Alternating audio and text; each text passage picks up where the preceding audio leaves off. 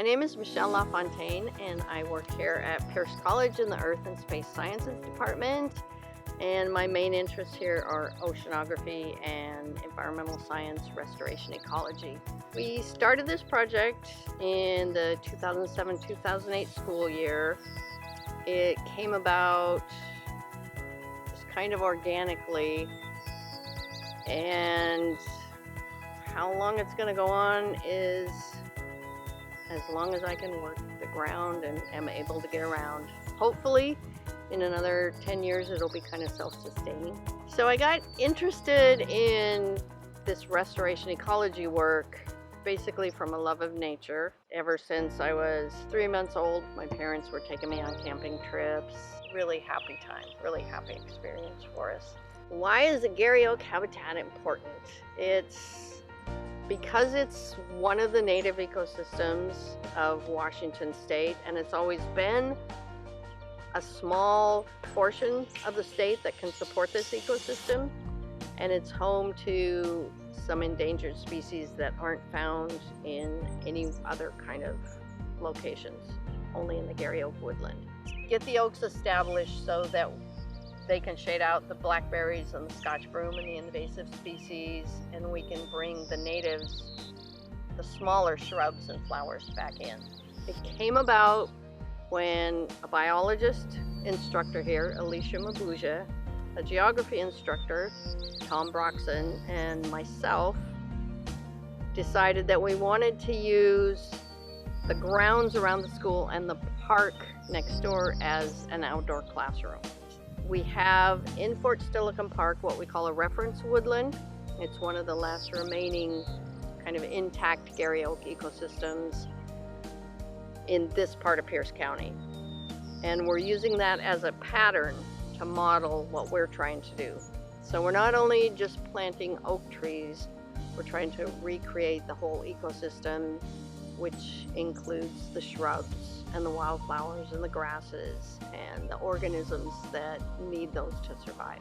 And then there are days when I come out here all by myself, and I was working in this patch actually, clearing out some blackberries, and I heard a noise off in that direction, and a little weasel popped up and looked at me. I was like, oh, what are you doing here? And then he just popped down and disappeared. And the weasel belongs in this environment, but we didn't know we had any here. So it was like, we put the environment and the ecosystem here, and he came. And it was very rewarding.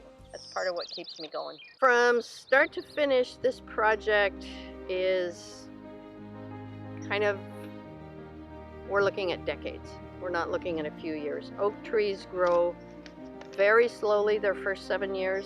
So these trees behind me, the taller ones, were planted in 2008, and they were 8-year-old trees at that time. So they're 16 years old right now and not very tall.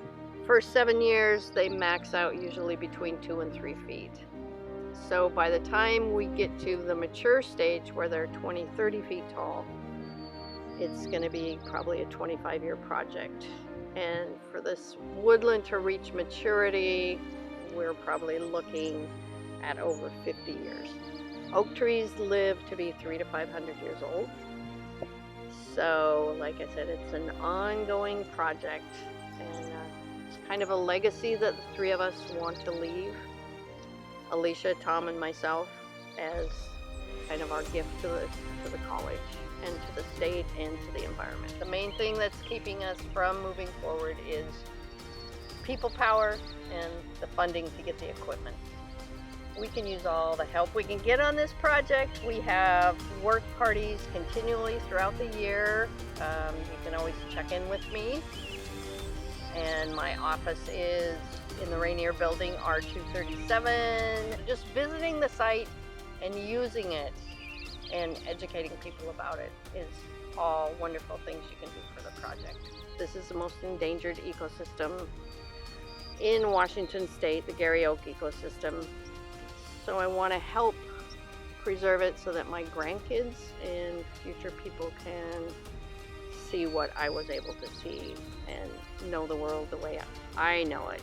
And I just feel a really strong commitment to mitigating a lot of the damage that humans have done on the planet. And this is kind of my little spot where I can contribute and help mitigate some of that damage.